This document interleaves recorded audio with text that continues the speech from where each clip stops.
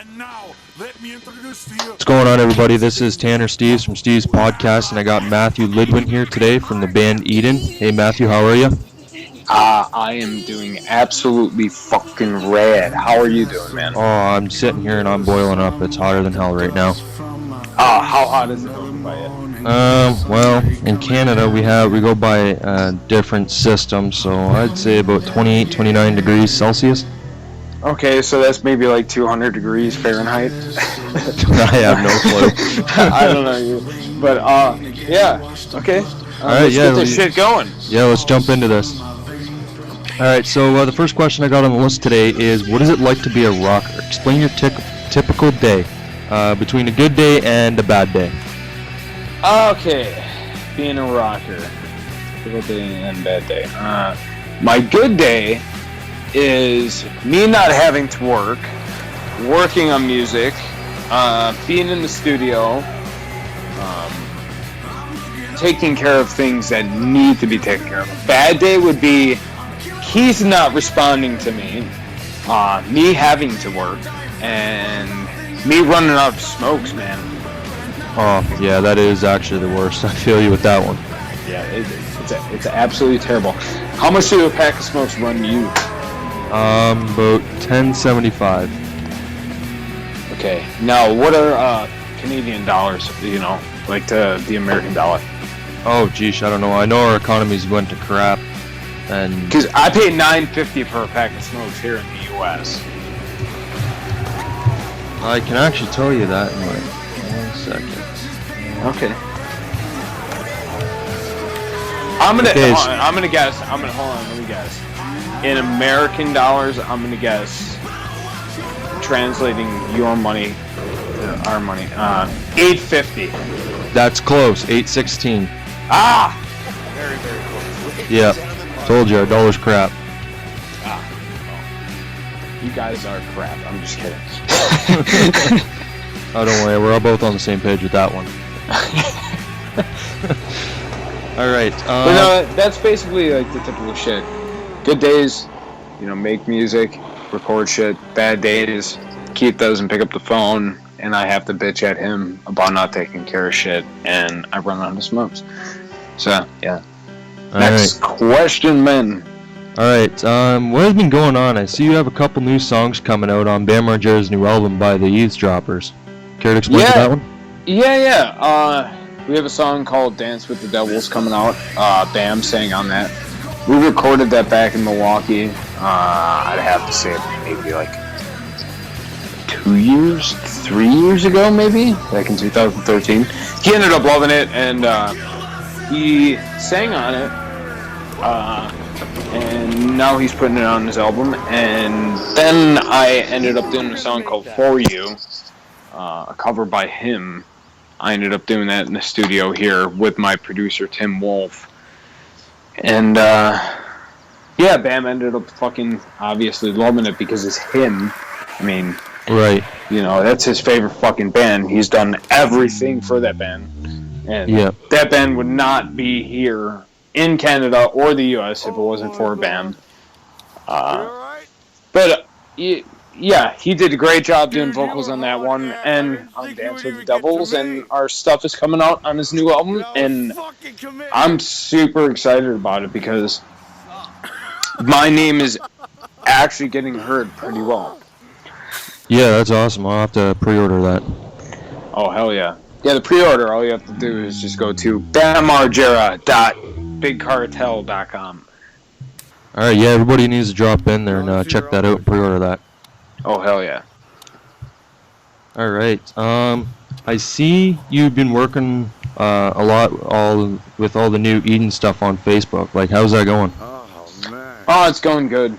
You can, like all the last songs, like Nevermore, Lust and Blood, Hearts Like Never, Heaven Is Yours, all that stuff from obviously from the past. I think you can hear the emotion in it 10 times more than you've heard in the last stuff. Right. Like big time. Like, you can actually feel like That's the best way I can put it. It's just emotion. Like you can feel the sadness and heartache and the lullaby in it, screaming out that I fucking love you. Right. And like before, like we had that in the lyrics, but now you can finally hear it in the music, which I never felt before. So you get that emotional vibe off it. Yeah. Yes. It's.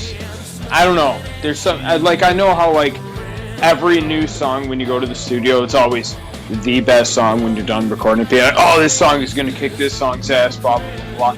No, I literally think like this is the best shit that me and Keith have done so far. The emotion in it is nothing like I've ever put out ever. Well, fucking rock on! I can't wait. Yeah, hell yeah. All right, what studio are you going to record the new songs in, and who are you mixing with, and who are you mastering with? The new studio I'm going to is my buddy Tim Wolf. He's in a band here in Milwaukee. He did the For You song. He played guitar on For You, and I don't know. I just I liked him right off the bat. Just his producing was always super. What a terrible word to use. Extreme. What another terrible word to use.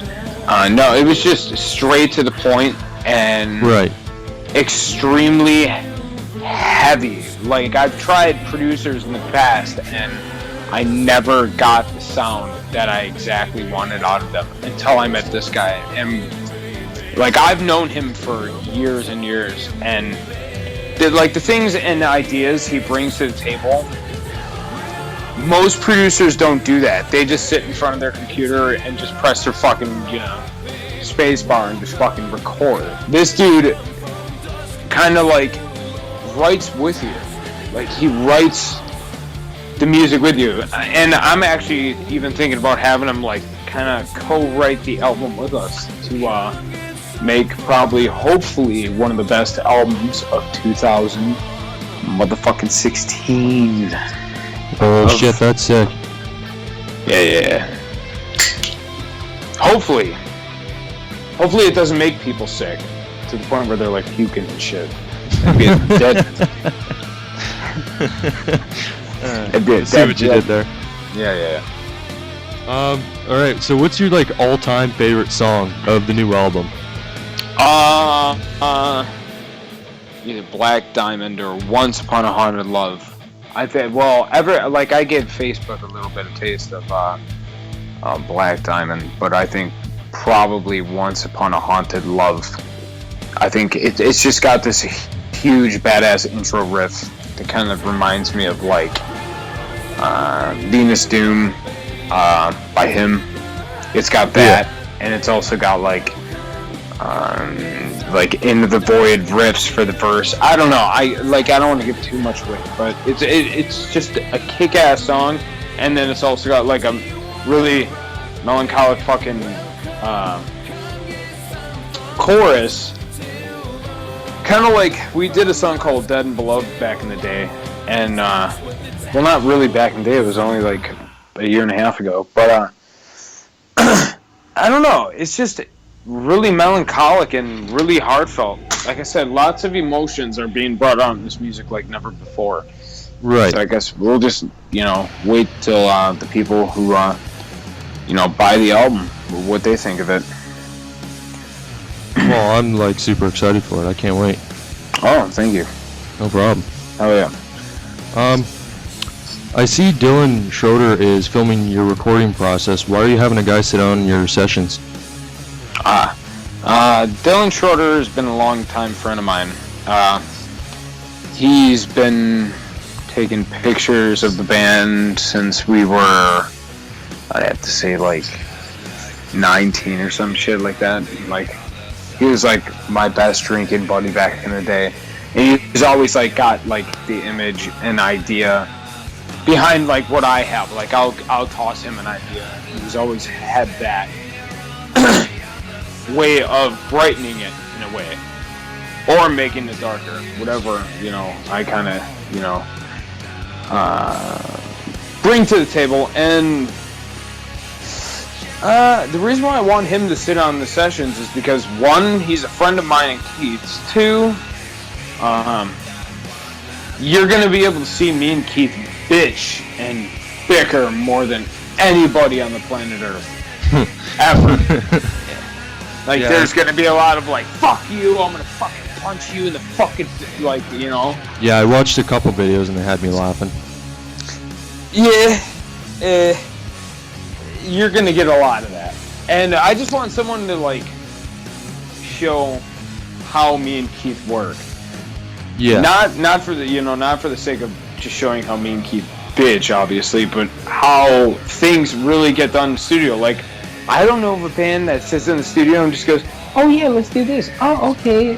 Like, there's never like, oh, okay, yeah, let's do this riff here. Let's do this little part here. There's always going to be that other person that's just like, I think the riff should go like this. I think it should go like that. And it's just going to be perfect to just see some drama in the fucking studio, because there's going to be a lot of it. A lot of it. And I cannot wait. Well, that's cool. I like that idea. It's all about the drama, dude. Yeah. Speaking of Keith, is he taking part in the music writing, or are you doing it by yourself? I'd have to say I write like 90% of the new songs. He puts in his ideas and whatnot. He also does have a couple songs that we may be tracking for the new album, but I came up with the idea behind Golgotha, and it's been talked about for so fucking long, you know? And I just want to stick to what I started. I can't stop.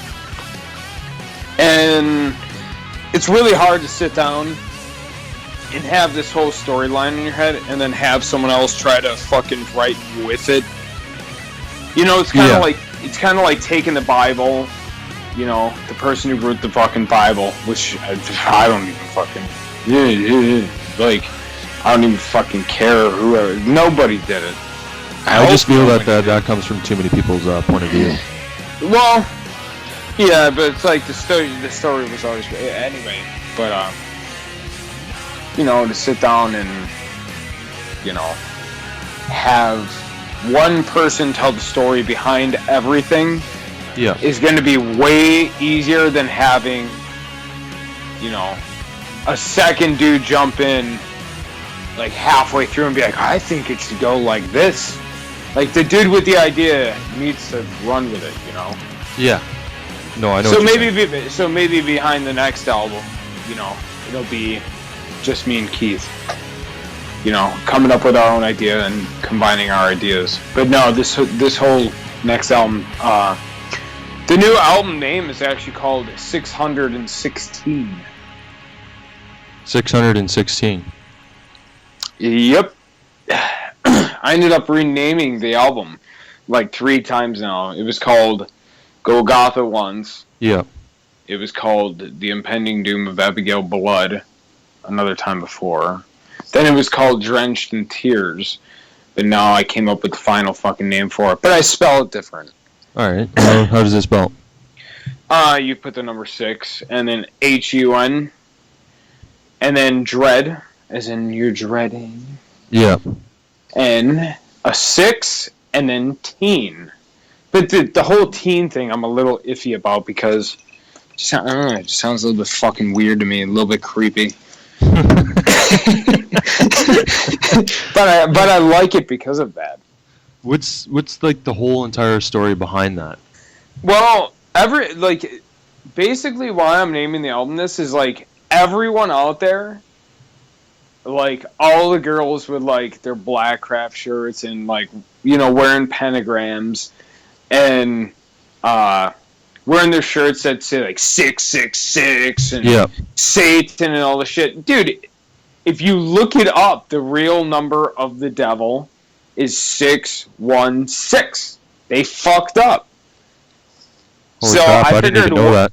Yeah, they fucked up. And if you I want to prove all these black metal bands, all the fucking big bands that are around being like 666, 666, 666, like, No, it's 616. That's the real fucking number. So I'm gonna prove everyone fucking wrong.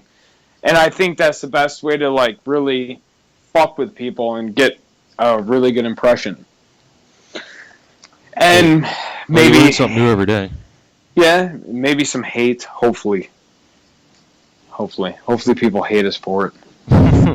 Why would you want that?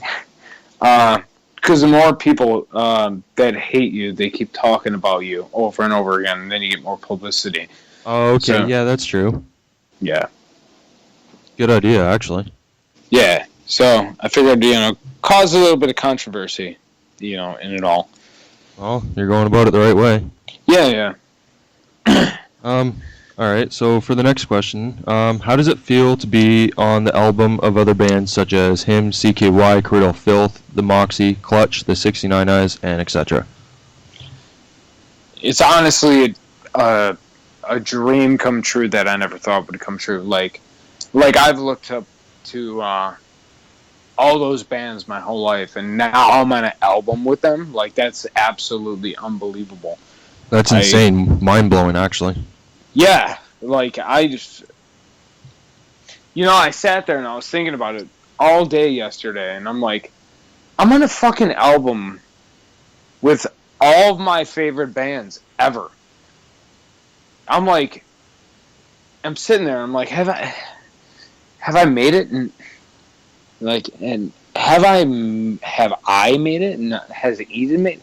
No, we haven't made it, but we're fucking definitely taking the next step with shit. Like, thanks to Bam Margera for that. I couldn't ask for a better friend and loyal dude to, put me on something like that. That it's absolutely fucking amazing. Right. Like, I don't even have the right words to even, I can't even put in the right words to say my exact feelings about. Dude, I'm sitting on a goddamn album with the 69 Eyes and Him and CKY. Like, that it's just fucking crazy to me. Yeah, I don't even know how I could handle that sort of feeling. It's a really weird feeling, but really enchanting. Yeah, it's enchanting. I feel like the angels are calling, and they are calling for Eden. Bowing down with their humble gifts. Yeah. What are these humble gifts, though? If you had to pick a humble gift, I don't know. I'd pick butt plugs for sure. I think that's getting butt plugs from angels. I think that'd be something really fucking weird to get, and awesome. Angelic butt plugs. Angelic butt plugs? Why not Jello butt plugs? Yeah. Well, those would just squish between your ass, and I don't know how far you would get with. It would just smush before it even got in your ass. So Jello butt plugs wouldn't work. All right, jelly butt plugs, like not like Jello. Jelly. Like they're like gel butt plugs. Jelly. I don't know. Maybe just. I don't know. Maybe just stick a little bit too much and seal some ass cheeks. I really don't know, man. Maybe that's something you need to sort out, with your next lady friend. I'll take a pass on that one. Just slap some fucking Smuckers on that bitch and go at it.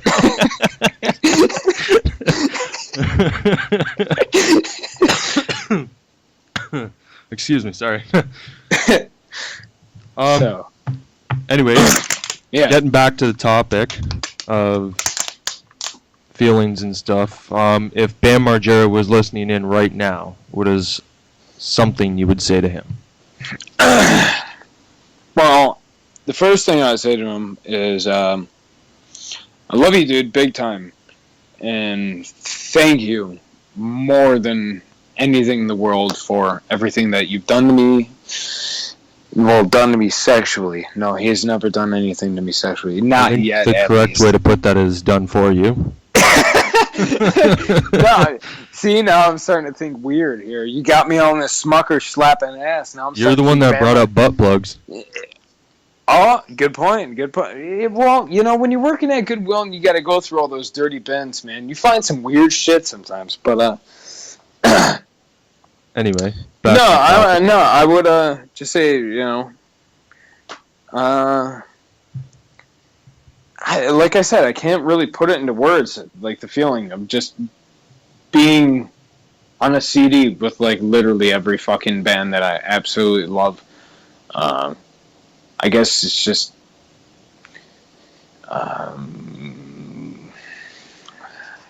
Fuck. Like I said, I can't find the right word. I can't find it. It's extravagant. It's extravagant. You reading a dictionary over there? Yeah, I wish I had a dictionary. I probably would be able to find some better words than what I'm using right now. Nah, I've always looked up to him my whole fucking life. It's just fucking amazing how, I go from a nobody in Greenfield, Wisconsin to getting my music heard by him, and years go by, I end up going on tour with him, because he called me from Bali, Australia, and ended up loving the song that I did by the Pussybats, and now I'm sitting here and I'm on a fucking goddamn album with the best fucking people ever, with the best, like the best of the best musicians I see in my eyes, It's unrealistic. It's fucking nuts. You mentioned that Bam called you while he was in Australia. Mm-hmm. When you picked up that phone and it was him, what was going through your head at that moment? I was like, well, he asked me if the cats were fed. That's what he was asking me. He just goes, "Where's Matt? Where's Matt Eden?" And I go, I'm fucking right here. And he just goes, "Are the cats fed?" I go, "What?" I was like, "What? What the hell are you talking about? Are the kitties fed?" Like, what the fuck are you talking about? Like, the fucking cats, man? Are the fucking cats fed? And I was like, yes, your fucking cats are fed. They're taken care of, man. Me and Boo fed them the other day. No, they got fed that day. They weren't fed the other day. That'd be really rude to the cats. Yeah. But, I see a lot of pictures on Instagram with him and his cats. He seems to really like his cats. No, he fucking loves his cats. Almost too much. I think he loves his little kitties a little too much. He's got that new one, McCoy, now. Oh, yeah, I seen that one. But, cute cat. He's got Wildcat, he's got Mischief, he's got, McCoy. The motherfucker had... Last time I was at his place, he had, 7 cats. Jesus. Yeah. That's crazy. Yeah. One final question. Yeah. Do you got any funny stories from tour? Probably the time that I was sitting on the tour bus, and I didn't learn this. I learned this the hard way. People don't like talking. Well, when you're sitting around 7 people, people don't like the guy on the cell phone talking on the cell phone. Right. Well, I was that asshole. So Novak whipped out his asshole and spread his cheeks and put them on my legs and shit. Yeah, that won't happen. Because I was talking on my cell phone. Oh, yeah. There you go. You learned the hard way. Shut the fuck up, you motherfucker. Whip, And I was like, what the fuck is this? And then he just pulls down his pants and there's Novak's asshole just hanging out in front of me. Oh, that's fucked. That was a good one. Or the time I got knocked out, man. That happened at Peabody's in Cleveland, Ohio. I think it's Cleveland, Ohio. And, the night before I was told to, no, not even the night before, the night of, I was told to learn a song by Danko Jones. And, well, I only had an hour to 2 hours to learn the song, and the fucking song had 1 million lyrics, So I had to write them all over my arms. And then Bam tells me, if you don't fucking, get the song right live, I'm going to knock you out on stage. Well, that night I for sure got knocked the fuck out. I can tell you that. What did you do, punch you? Yeah. Yeah, I flew across the fucking stage. There's pictures of it somewhere. I don't know what he did with them, but, yeah, I flew across the stage like a feather in the wind, man. That's funny. Oh, that's awesome.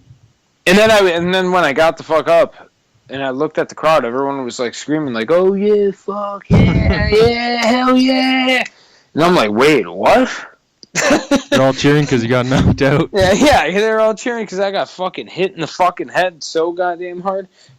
Nobody was even the least bit concerned, eh?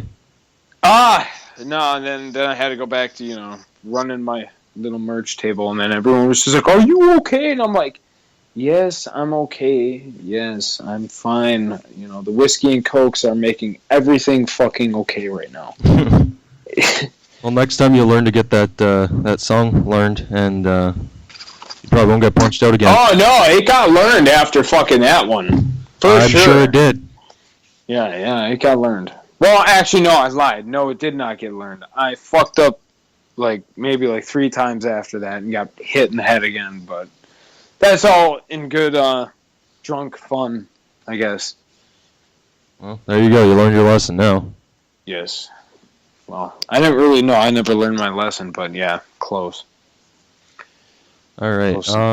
Is there anything else you'd like to say before we end this? Just make sure you pick up the new Bam Margera album. All you have to do is go to bammargera.com. No, it's not .com. It's bammargera.bigcartel.com. And, get the new Eavesdroppers album. I'm on a few songs, and I really, really hope you guys enjoy it. Also, you need to check out the song Dance with the Devils by the Pussybats. I think that's all I have to say. I think it's all over. Right. All right, well, you guys better go to that website and order the album. If you don't, you're all a bunch of fucking idiots. Well, yeah, of course. All right. I wonder if I'll get a copy. I'm still wondering. All right. Anyway, I'm gonna end this. Sorry, go ahead. Oh yeah, end this motherfucker. All right. Thank you for tuning in, everybody. Have a good night.